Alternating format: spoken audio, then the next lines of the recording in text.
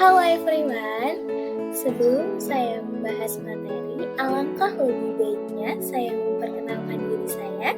Nama saya Nurmala Hidayah dengan NIM 6120130680. Saya mahasiswa Universitas Primagraha semester 3 dari program studi manajemen Fakultas Ekonomi dan Bisnis. Baik, pada video kali ini saya akan mengulas kembali materi-materi yang saya sudah pelajari selama semester 3 di mata kuliah Komunikasi Bisnis. Komunikasi bisnis merupakan salah satu aspek penting dalam dunia kerja yang mempengaruhi efektivitas operasional dan hubungan antar individu dalam organisasi.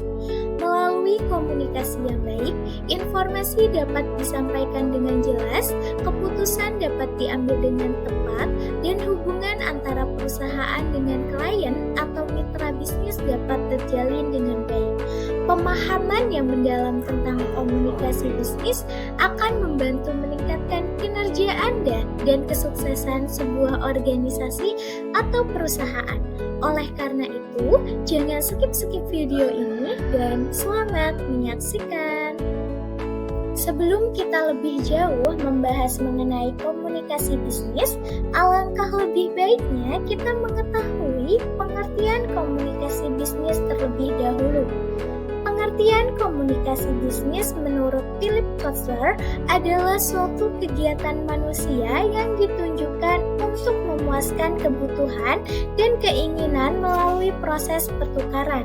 Sedangkan menurut Gerald R. Miller mengatakan bahwa sebuah komunikasi dapat terjadi ketika seseorang menyampaikan pesan ke penerima dengan tujuan untuk mempengaruhi si penerima pesan tersebut. Dari pengertian tersebut dapat disimpulkan bahwa komunikasi bisnis adalah suatu proses pertukaran informasi yang dilakukan pengirim pesan atau komunikator untuk memenuhi kebutuhan dan keinginan, serta untuk mempengaruhi penerima pesan atau komunikan guna mencapai tujuan tertentu, baik dalam konteks individu maupun organisasi, baik melalui komunikasi langsung personal maupun tidak langsung non-personal, menggunakan simbol atau tanda. Selanjutnya, terdapat unsur-unsur komunikasi bisnis. Yang pertama, terdapat pesan adalah informasi yang akan disampaikan oleh komunikator melalui simbol-simbol. Yang kedua, ada penyandian adalah proses di mana komunikator mengemas maksud atau pesan yang ada dalam benak dan hatinya menjadi simbol-simbol, suara, tulisan, gerak tubuh, dan bentuk lainnya untuk dapat dikirimkan kepada komunikan. Yang ketiga, ada pengirim adalah manusia berakal budi yang berinisiatif menyampaikan pesan untuk mewujudkan motif komunikasinya. Komunikator menyampaikan pesan kepada penerima pesan sehingga terjadi komunikasi dua arah. Yang keempat, ada saluran adalah tempat pesan yang berbentuk simbol-simbol yang dialirkan dari komunikator kepada komunikan. Yang kelima, ada penyandian ulang adalah sebuah proses reaksi komunikan dalam menerima pesan dari komunikator, kemudian komunikan akan mengartikan atau menginterpretasikan simbol-simbol menjadi sebuah makna atau informasi. Yang keenam, ada penerima adalah faktor penting dalam proses komunikasi. Tanpa penerima, proses penyampaian pesan tidak akan berhasil. Yang ketujuh, ada umpan balik adalah proses penting bagi komunikator untuk mengetahui pemahaman dan reaksi komunikan terkait pesan yang dikirim. Yang selanjutnya ada bentuk dasar komunikasi bisnis. Pada dasarnya ada dua bentuk dasar komunikasi yang lazim digunakan dalam dunia bisnis, yaitu komunikasi verbal dan komunikasi nonverbal. Apa sih itu komunikasi verbal dan nonverbal? verbal. Nah, komunikasi verbal merupakan salah satu bentuk komunikasi yang lazim digunakan dalam dunia bisnis untuk menyampaikan pesan-pesan bisnis kepada pihak lain, baik secara tertulis atau written maupun secara lisan atau oral. Yang kedua adalah komunikasi nonverbal. Seseorang dapat saja mengekspresikan pesan-pesannya. Ekspresi secara nonverbal memiliki suatu keterbatasan dalam mengkomunikasikan suatu pesan kepada pihak lain.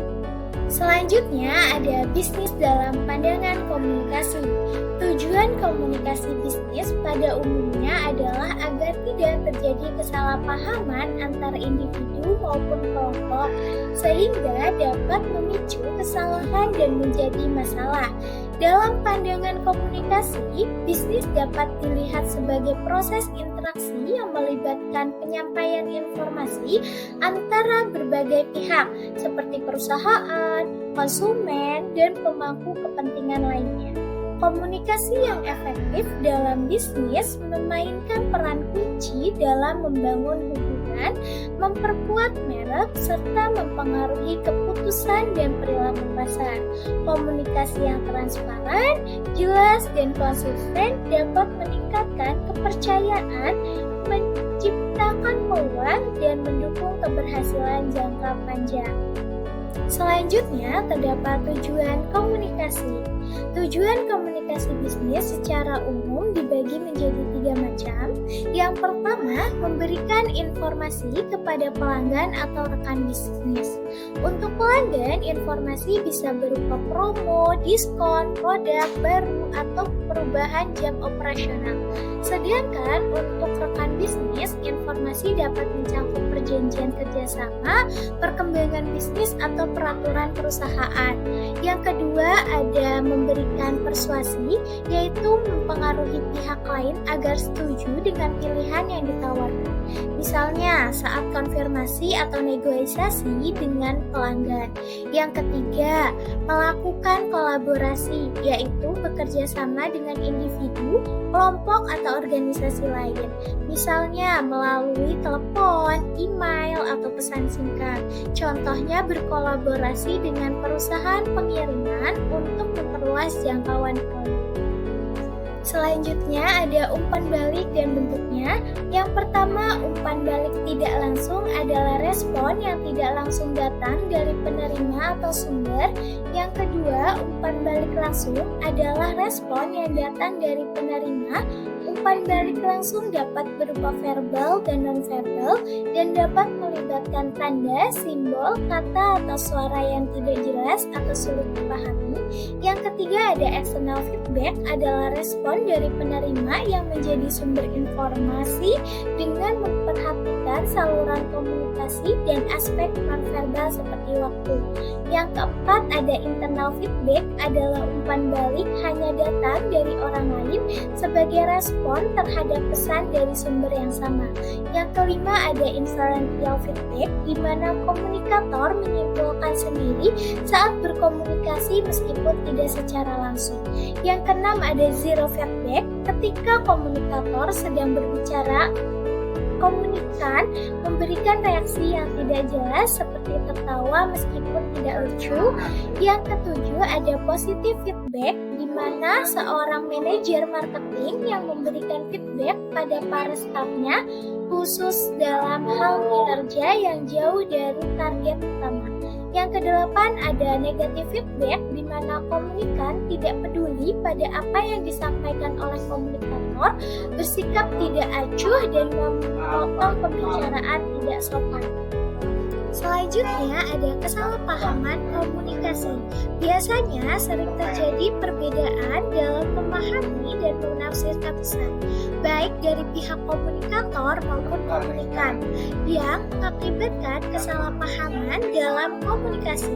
Contohnya, yang pertama, masalah dalam penyampaian pesan dari pengirim ke penerima, seperti sambungan kabel yang buruk, kualitas suara yang rendah, atau salinan surat yang terbaca. Yang kedua, masalah dalam mengembangkan pesan mencakup keraguan tentang isi komunikasi pesan, ketidakbiasaan dengan situasi atau audiens, pertentangan emosional dan kesulitan mengekspresikan ide. Yang ketiga, masalah dalam menerima pesan dapat disebabkan oleh persaingan antara penglihatan dan suara, kursi yang tidak nyaman, pencahayaan yang buruk, dan faktor lain yang mengganggu konsentrasi. Yang keempat, ada masalah dalam menafsirkan pesan oleh penerima, di mana perbedaan latar belakang, perbendaharaan bahasa, dan emosi dapat menyebabkan kesalahpahaman antara pengirim dan penerima. Selanjutnya, memperbaiki komunikasi dalam organisasi. Hal-hal yang harus dilakukan untuk memperbaiki komunikasi diantaranya yang pertama persepsi, di mana seorang komunikator yang cerdas harus dapat memperhatikan apakah pesan-pesan yang disampaikan dapat diterima oleh komunikan sesuai dengan sudut pandang komunikan. Yang kedua, pengendalian, di mana dalam komunikasi audiens akan memberikan suatu reaksi atau tanggapan terhadap pesan yang disampaikan. Yang ketiga, kredibilitas, di mana komunikator perlu memiliki suatu keyakinan dan optimis yang tinggi bahwa audiensnya adalah orang-orang yang dapat dipercaya. Yang keempat, ada ketepatan, karena secara umum audiens mempunyai suatu kerangka berpikir yang jelas, perlu adanya ekspresi agar komunikasi yang dilakukan tepat sasaran. Yang kelima, ada keharmonisan, di mana komunikator yang baik tentu akan selalu dapat menjaga hubungan persahabatan yang baik dengan audiens, sehingga komunikasi dapat berjalan lancar dan mencapai tujuannya. Baik, materi selanjutnya adalah komunikasi dalam organisasi. Apa sih komunikasi dalam organisasi? Komunikasi organisasi merupakan perilaku pengorganisasian yang terjadi dan bagaimana mereka yang terlibat dalam proses itu bertransaksi dan memberi makna atas apa yang terjadi. Selanjutnya, terdapat pola komunikasi bisnis yang dibagi menjadi dua. Ada saluran komunikasi formal dan saluran komunikasi informal. Saluran komunikasi formal dibagi menjadi komunikasi dari atas ke bawah, komunikasi dari bawah ke atas, komunikasi horizontal, dan komunikasi diagonal. Pola komunikasi yang kedua ada saluran komunikasi informal. Dalam jaringan komunikasi informal, orang-orang yang ada dalam suatu organisasi tanpa mempedulikan jenjang hierarki, pangkat, dan kedudukan atau jabatan dapat berkomunikasi secara luas. Selanjutnya, mengelola komunikasi bisnis. Cara yang pertama, membangun hubungan baik. Yang kedua, menjadi pendengar aktif. Yang ketiga, memberikan instruksi yang jelas. Yang keempat, menggunakan berbagai saluran komunikasi. Selanjutnya, masalah komunikasi bisnis. Yang pertama, kurangnya kejelasan pesan yang disampaikan. Pesan yang tidak jelas dapat menimbulkan kebingungan di antara karyawan dan pemangku kepentingan, menghambat alur kerja, dan berpotensi menyebabkan kesalahan dalam pelaksanaan tugas. Yang kedua, kesalahan dalam saluran komunikasi. Memanfaatkan berbagai saluran komunikasi seperti email, rapat tatap muka, platform digital, atau media sosial memungkinkan kita untuk menjangkau audiens yang lebih luas dan beragam. Yang ketiga, kurangnya umpan balik. Ketiadaan umpan balik dapat mengakibatkan asumsi yang keliru mengenai pemahaman penerima yang pada gilirannya berpotensi menyebabkan pengambilan keputusan yang tidak tepat atau tindakan yang tidak sesuai dengan tujuan awal. Yang keempat, hambatan budaya dan bahasa. Dalam perusahaan multinasional, perbedaan budaya dan bahasa menambah lapisan kompleksitas dalam komunikasi antar tim. Yang kelima, komunikasi internal yang buruk. Ketika informasi tidak tersampaikan dengan jelas atau tepat waktu, setiap tim mungkin memiliki pemahaman yang berbeda mengenai prioritas, tanggung jawab, atau tujuan proyek. Materi selanjutnya adalah jenis-jenis komunikasi. ada komunikasi berdasarkan penyampaiannya dibagi menjadi dua. Yang pertama ada komunikasi verbal atau lisan yang terjadi secara langsung serta tidak dibatasi oleh jarak, di mana kedua belah pihak dapat bertatap muka. Contohnya dialog dua orang secara langsung dan komunikasi yang terjadi secara tidak langsung akibat dibatasi oleh jarak. Contohnya komunikasi lewat telepon. Yang kedua, komunikasi nonverbal atau tertulis. Biasanya dalam bentuk naskah yang biasanya digunakan untuk menyampaikan kabar yang bersifat kompleks dan berbentuk gambar dan foto akibat tidak bisa dilukiskan dengan kata-kata atau kalimat.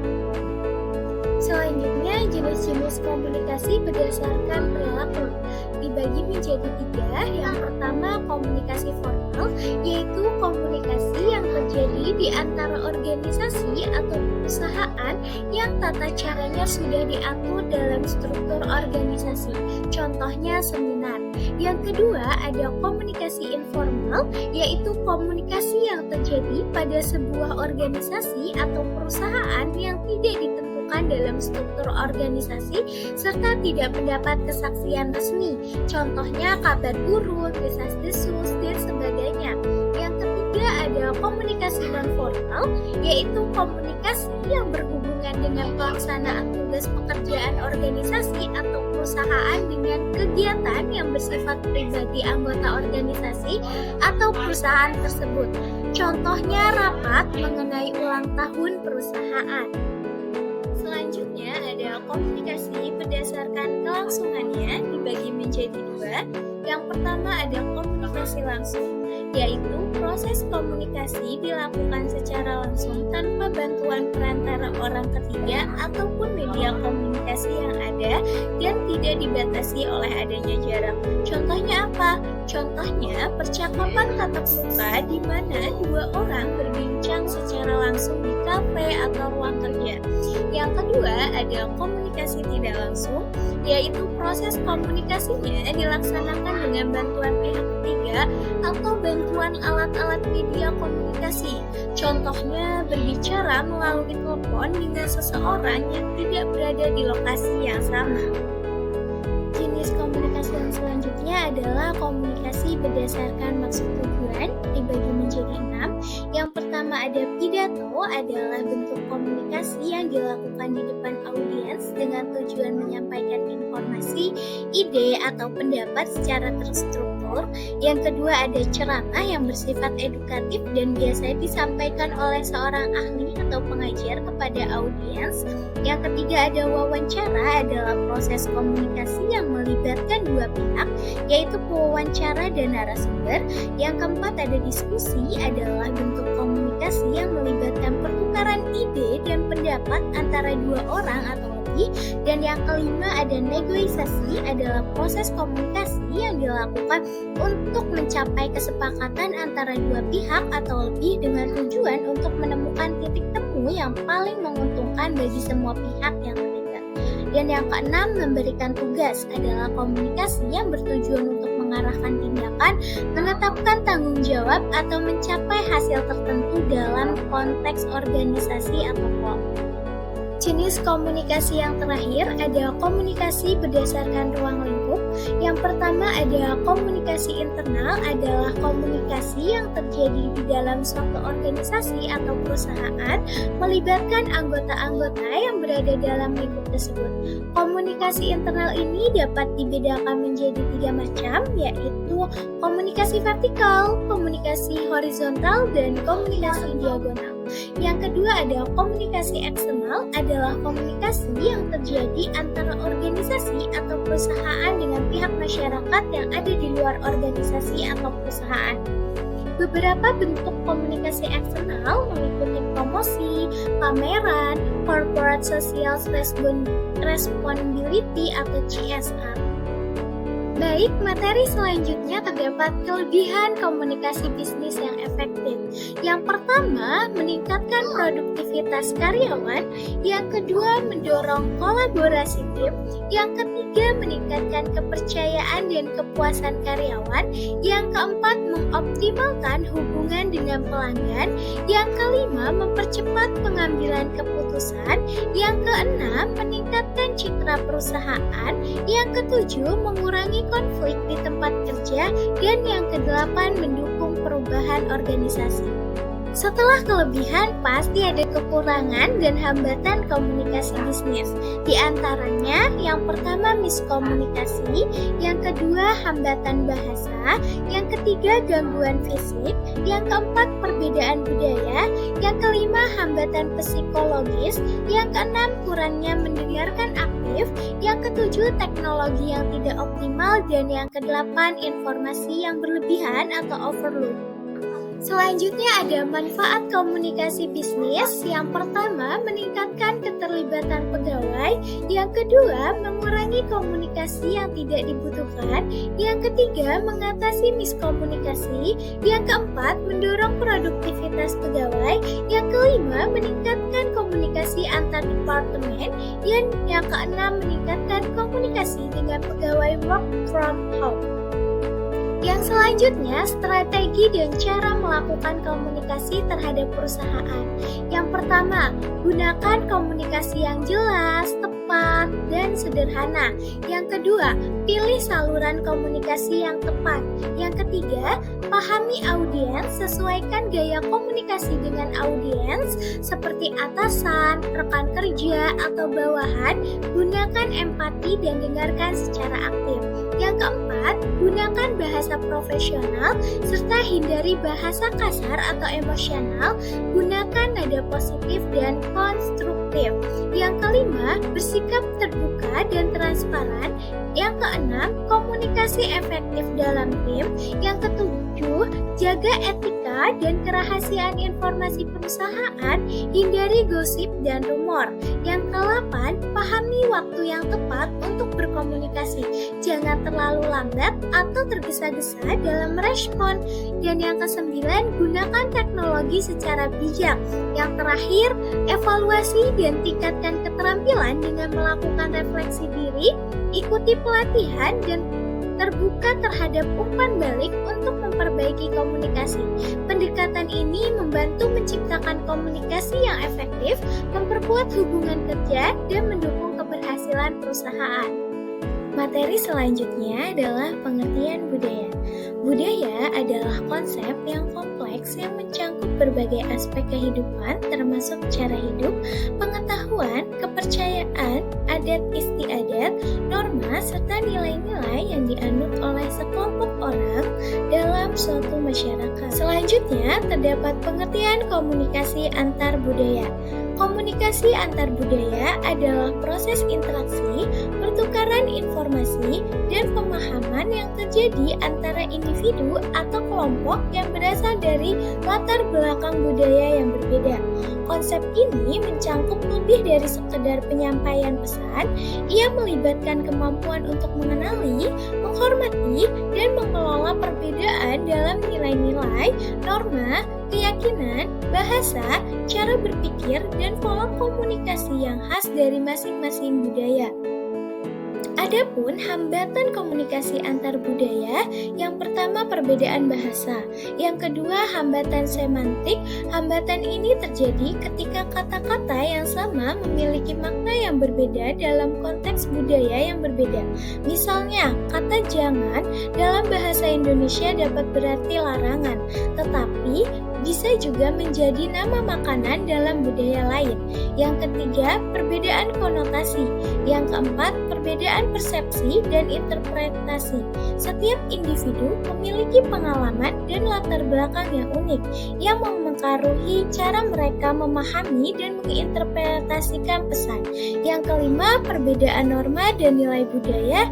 Dan yang keenam, kesalahan interpretasi nonverbal. Selanjutnya, terdapat alasan mempelajari komunikasi antar budaya.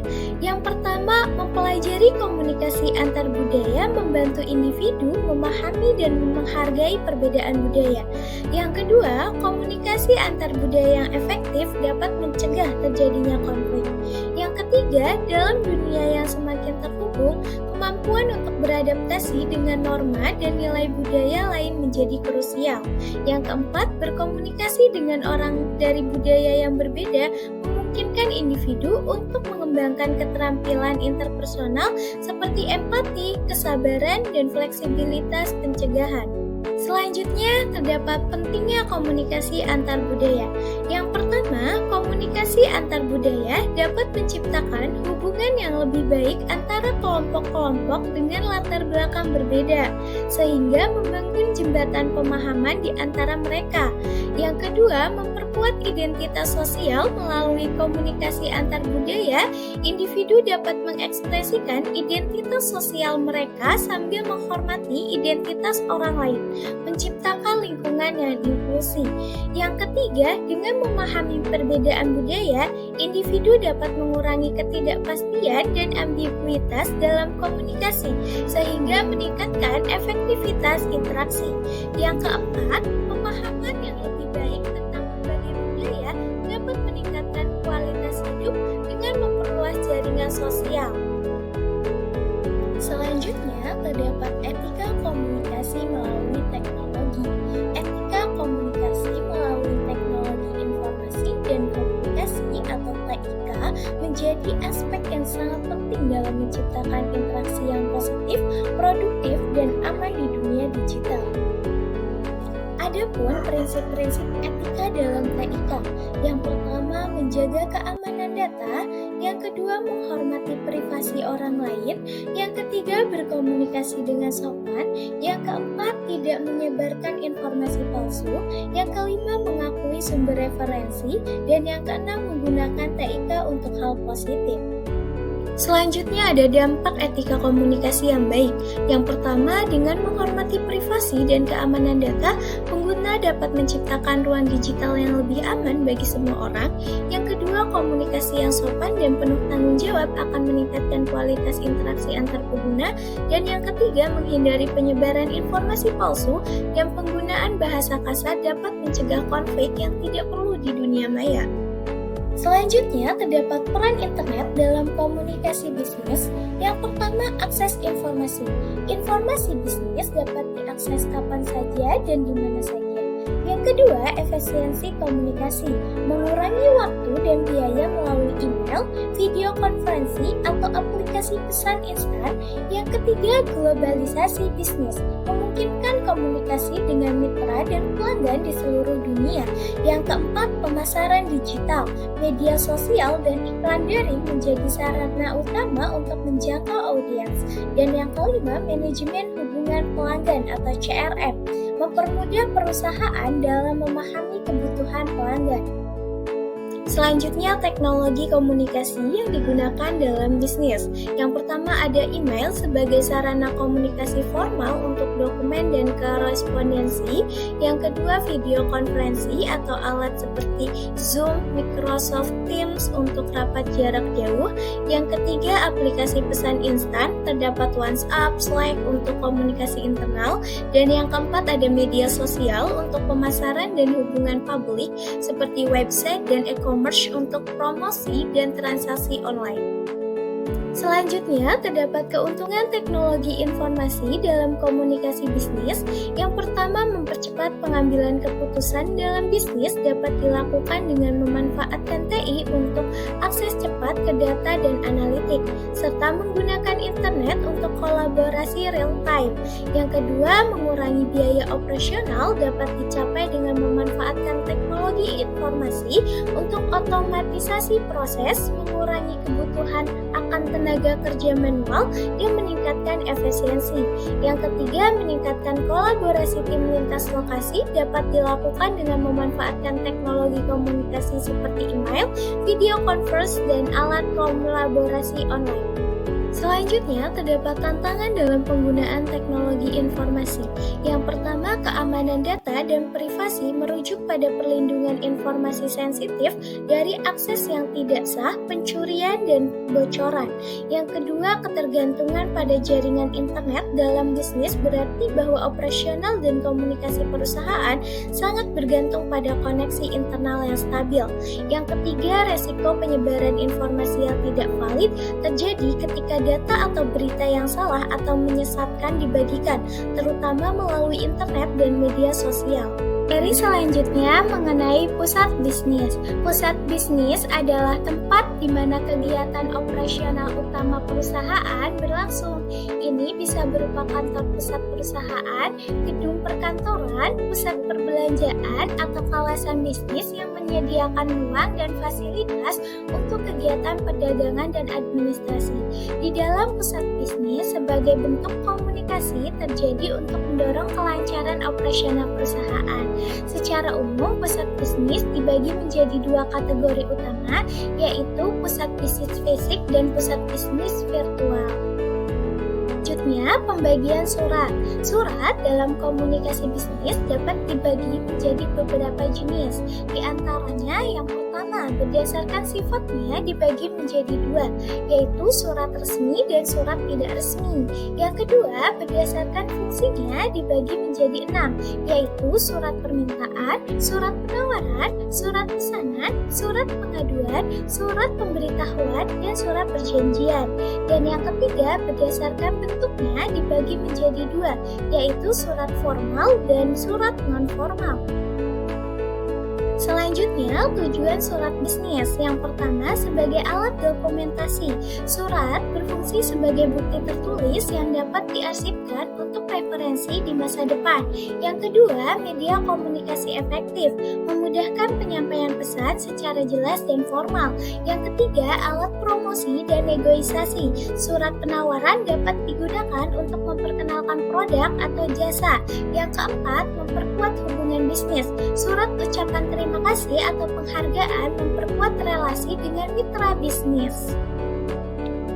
Selanjutnya, bentuk surat bisnis. Yang pertama, bentuk lurus penuh. Semua bagian surat termasuk alamat, tanggal, salam pembuka, isi, dan tanda tangan ditempatkan di sisi kiri halaman. Yang kedua, bentuk lurus. Hampir sama dengan bentuk lurus penuh, tetapi tanggal dan tanda tangan ditempatkan di sisi kanan halaman. Yang ketiga, bentuk setengah lurus. Bagian salam penutup dan tanda tangan diletakkan di bagian tengah halaman.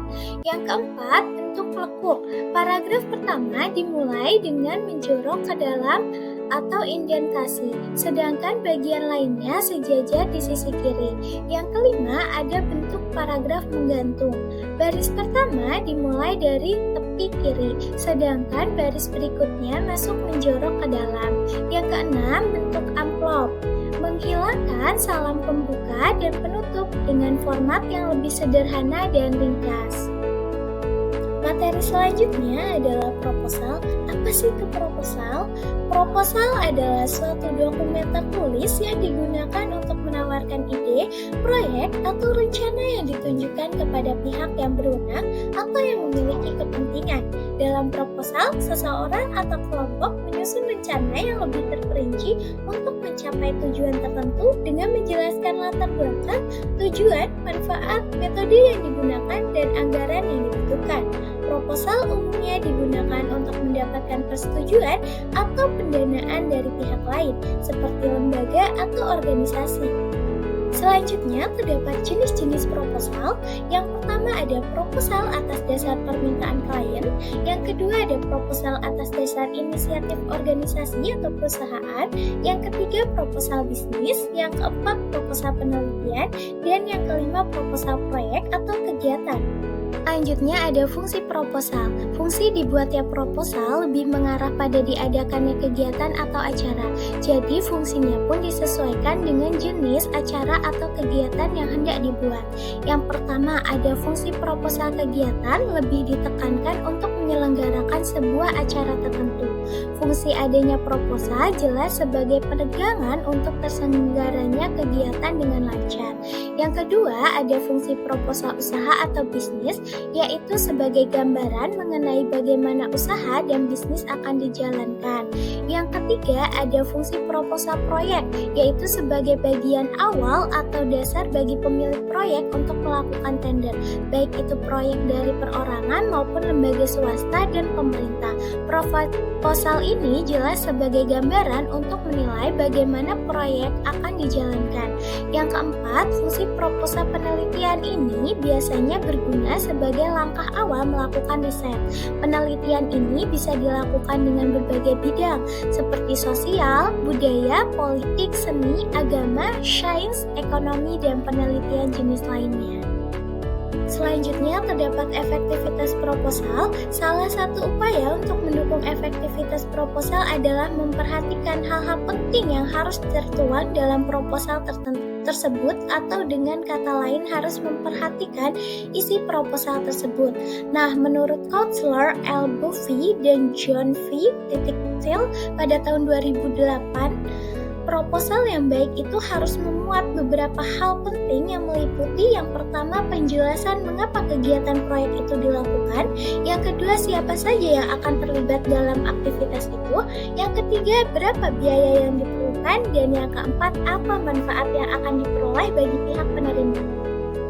Selanjutnya, terdapat struktur proposal. Yang pertama ada pendahuluan. Dalam bagian ini hendaknya diuraikan latar belakang persoalan yang menjadi fokus kegiatan yang akan dilakukan, manfaat dan urgensinya bagi pihak penerima. Kemudian yang kedua ada isi proposal atau inti. Bagian ini pada dasarnya menguraikan secara detail berkaitan dengan hal yang ditawarkan, mulai dari bentuk kegiatan, tujuan, keunggulan, biaya yang diperlukan, hak dan kewajiban penerima proposal, sampai dengan manfaat yang diperoleh penerima proposal. Kemudian yang ketiga ada penutup. Bagian ini pada dasarnya berisi penegasan kembali mengenai isu dan solusi kegiatan atau produk yang ditawarkan kepada pihak penerima. Baik, materi yang selanjutnya adalah laporan bisnis. Apa sih laporan bisnis itu? Laporan bisnis adalah sebuah laporan yang memiliki karakteristik netral, tidak memihak, objektif, penyampaian informasi baik internal maupun eksternal, biasanya disiapkan atas permintaan manajemen atau mereka yang mempunyai kewenangan yang tinggi serta memiliki tujuan tertentu, yaitu membantu dalam pemecahan masalah atau pengambilan keputusan. Selanjutnya ada fungsi laporan. Yang pertama ada fungsi informasi. Laporan menyampaikan informasi relevan dan akurat untuk mendukung pemahaman dan keputusan seperti keuangan, pendidikan, dan penelitian. Yang kedua, fungsi dokumentasi sebagai catatan permanen untuk arsip, audit, dan sejarah organisasi dan penelitian. Yang ketiga, fungsi pengambilan keputusan menjadi dasar keputusan berbasis data dalam bisnis, pemerintahan, dan operasional. Yang keempat, fungsi kontrol dan evaluasi digunakan untuk mengukur kinerja dan mengevaluasi pencapaian tujuan. Yang kelima, fungsi akuntabilitas dan transparansi sebagai alat pertanggungjawaban penggunaan sumber daya dalam organisasi, pemerintahan, dan perusahaan. Yang keenam, fungsi komunikasi, media komunikasi formal untuk kolaborasi, pelaporan, dan advokasi. Selanjutnya, terdapat komponen laporan bisnis. Yang pertama, terdapat judul, harus jelas dan mencerminkan isi laporan. Yang kedua, ringkasan eksekutif, gambaran singkat temuan dan rekomendasi utama. Yang ketiga, pendahuluan, menjelaskan tujuan, ruang lingkup, dan latar belakang laporan. Yang keempat, metodologi, menyampaikan metode pengumpulan dan analisis data. Yang kelima, hasil dan pembahasan, menyajikan temuan utama, data pendukung, dan analisis mendalam. Yang keenam, rekomendasi, saran konkret berdasarkan hasil analisis. Yang ketujuh, kesimpulan, merangkum temuan, rekomendasi, dan langkah penting.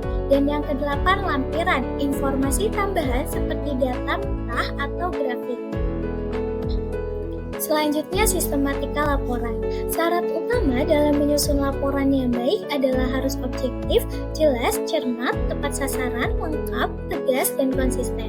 Sistematika resmi laporan meliputi sampul laporan, flyleaf, little fly, halaman judul, lembar pengesahan, surat pengirim, kata pengantar, ucapan terima kasih, daftar isi, daftar tabel, daftar gambar, sinopsis, isi laporan, footnotes, lampiran, daftar istilah, daftar pustaka, dan indeks.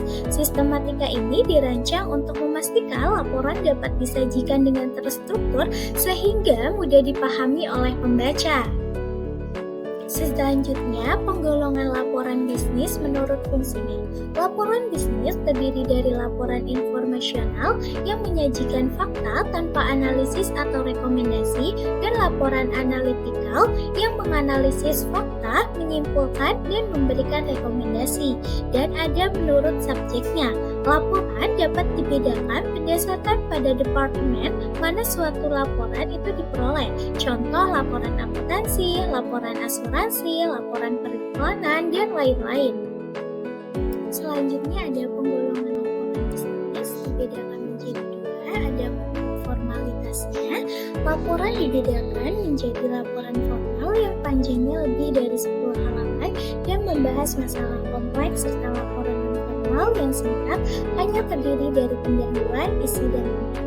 Kemudian ada menurut keasliannya, laporan dibedakan menjadi laporan otoritas yang dibuat atas permintaan atau kuasa orang lain, laporan sukarela yang dibuat atas inisiatif sendiri, laporan swasta yang dibuat oleh perusahaan swasta, dan laporan politik yang dibuat oleh lembaga pemerintah atau yang dibiayai negara. Materi selanjutnya terdapat teknologi dalam komunikasi bisnis. Teknologi informasi adalah suatu teknologi yang digunakan untuk mengolah data, termasuk memproses, mendapatkan, menyusun, menyimpan, memanipulasi data dalam berbagai cara untuk menghasilkan informasi yang berkualitas, yaitu informasi yang relevan, akurat, dan tepat waktu, yang digunakan untuk keperluan pribadi, bisnis, dan pemerintahan, dan merupakan informasi yang strategis untuk mengambil keputusan.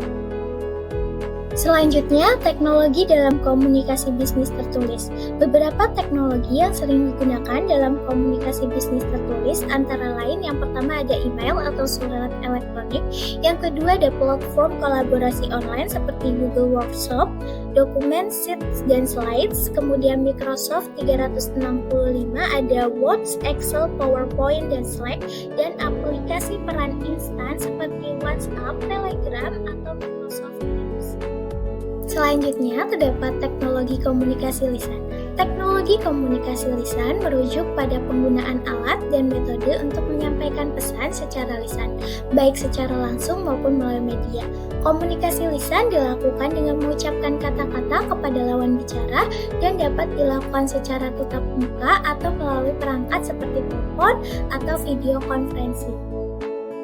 Selanjutnya ada ciri-ciri komunikasi lisan. Yang pertama individu ke individu, yang kedua individu ke kelompok, yang ketiga golongan ke perseorangan, dan yang keempat golongan ke golongan lain. Selanjutnya, pengaruh terhadap komunikasi. Yang pertama dapat mendorong pencapaian tujuan bisnis. Lewat komunikasi bisnis yang efektif, seluruh karyawan akan menjadi lebih fokus dalam bekerja. Yang kedua, mendorong partnership dalam bisnis era sekarang. Penting bagi bisnis untuk bisa berkolaborasi dengan para pelaku usaha lain seperti supplier atau vendor. Dengan komunikasi bisnis yang efektif, perusahaan dapat menjalin kerjasama yang menguntungkan bagi masing-masing pihak. Selanjutnya adalah kesimpulan dari pemaparan materi yang telah saya sampaikan. Komunikasi bisnis merupakan proses penting dalam dunia profesional yang melibatkan penyampaian informasi secara jelas, efektif, dan efisien antara pihak-pihak terkait. Laporan bisnis dan proposal adalah dua bentuk komunikasi tertulis yang sering digunakan dalam dunia bisnis. Laporan berfungsi untuk memberikan informasi, analisis, atau evaluasi mengenai suatu kondisi atau kegiatan bisnis. Sementara proposal digunakan untuk menawarkan solusi atau ide dengan tujuan mendapatkan persetujuan atau dukungan. Kedua dokumen ini harus disusun dengan struktur yang jelas, bahasa yang profesional, dan fokus pada tujuan yang ingin dicapai. Penggunaan teknologi dalam komunikasi bisnis sangat mendukung kelancaran proses ini, mempercepat pengiriman informasi, dan meningkatkan kolaborasi antar pihak yang terlibat. Sekian pemaparan materi dari saya, semoga bermanfaat untuk kalian. Sampai jumpa di video selanjutnya.